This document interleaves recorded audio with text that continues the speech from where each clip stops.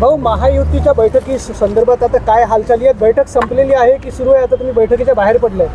मला असं वाटते युतीच्या संदर्भात संजय राठोड माननीय नामदार इथे उपस्थित आहेत.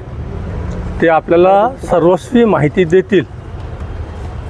त्यांना सगळे अधिकार शिवसेनेने दिले होते. ते सविस्तर माहिती देतील. माझं म्हणणं योग्य नाही. माझ्याबद्दलचा विषय असा आहे, मी उद्या सकाळी 9 किंवा 10 वाजता प्रेस घेईन आणि मी माझी भूमिका उद्या स्पष्ट करणार आहे. काय नेमकी तुमची भूमिका? उद्या सांगेल ना मी.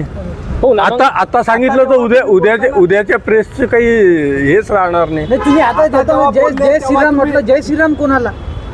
उद्या सांगेल. भाऊ, नामांकनाचा एक दिवस शिल्लक राहिला उद्याचा आणि आता हे उमेदवार समोर आहे. याबद्दल सविस्तर उद्या सकाळी मी बोलेल. आपण सगळ्यांना एकच विनंती आहे उद्यापर्यंत, कारण एक मिनिट माझा पूर्ण होऊ द्या. असं आहे, आता काही लोकांना सांगितलं प्रेस अर्धवट आहे इथे प्रेस अर्धवट आहे. माझी इच्छा आहे. नाही, प्रेस पूर्ण चाललेली आहे. नाही, प्रिंट मीडिया नाही आहे. प्रिंट मीडिया नाही आहे, काही आहे काही नाही आहे. प्रेसवाल्यांना मी ओळखतो. सगळे प्रेसवाले एकत्रित आले आणि त्यांच्यासमोर मी माझी भूमिका मांडली तर बरं राहील. नाही तर असं आहे, काही लोकांना मी डायरेक्ट बोललो आणि काही लोकांना तुमच्या माध्यमातून निरोप कळलं तर अर्धे प्रेसवाले माझ्यावर नाराज होते. आणि तुम्हाला माहीत आहे, मी नाराजी कोणाची घेण्यासाठी तयार नसतो. भाऊ, अमरावती विधानसभा क्षेत्रात तुम्हाला मोठी मतं मिळाली होती. तुमच्याकडे मोठ्या कार्यकर्त्यांची फळी आहे. ठरत नाही आहे नेमकं. उद्या सांगतो ना, सविस्तर सांगतो शुभम. उद्या युती होईल का नेमके काही कसं? त्याचं उत्तर कोण देणार आहे?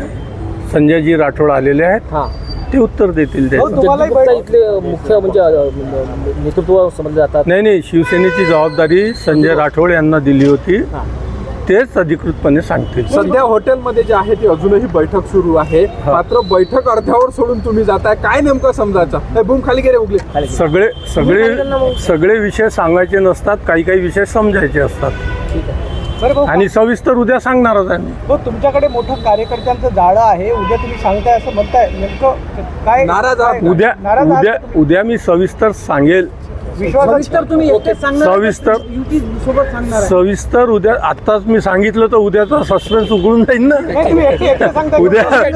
उद्यापर्यंत सस्पेन्स राहू द्या ना.